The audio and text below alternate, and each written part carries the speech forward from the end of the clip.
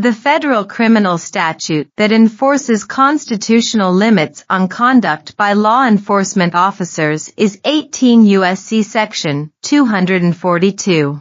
Section 242 provides in relevant part, whoever, under color of any law, willfully subjects any person to the deprivation of any rights, privileges, or immunities secured or protected by the Constitution or laws of the United States, shall be guilty of a crime.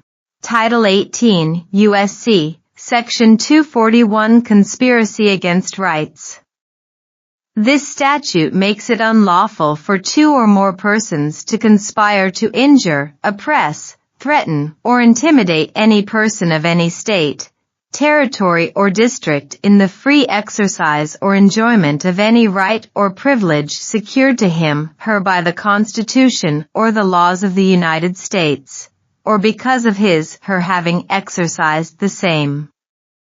It further makes it unlawful for two or more persons to go in disguise on the highway or on the premises of another with the intent to prevent or hinder his, her free exercise or enjoyment of any rights so secured.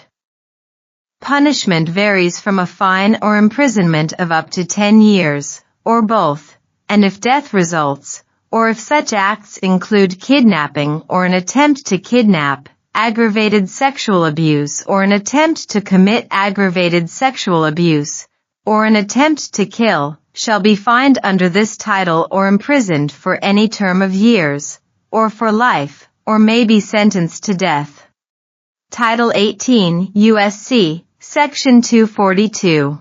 Whoever, under color of any law, statute, ordinance, regulation, or custom, willfully subjects any person in any state, territory, commonwealth, possession, or district to the deprivation of any rights, privileges, or immunities secured or protected by the Constitution or laws of the United States, shall be fined under this title or imprisoned not more than 1 year, or both.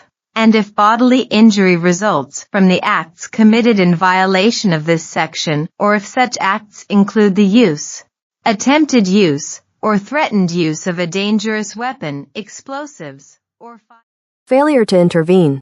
An officer who purposefully allows a fellow officer to violate a victim's constitutional rights may be prosecuted for failure to intervene to stop the constitutional violation. To prosecute such an officer, the government must show that the defendant officer was aware of the constitutional violation, had an opportunity to intervene, and chose not to do so.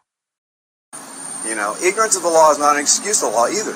So just because you don't know the law doesn't mean you can't be found guilty of a law. Does that make sense? Right. Okay. Right. So if you go from another state and you break a law, they don't have to educate you in all the laws of that state before you break a law and you get in trouble. You see what I'm saying? Right. It's upon you to know the laws, right? Right. Okay.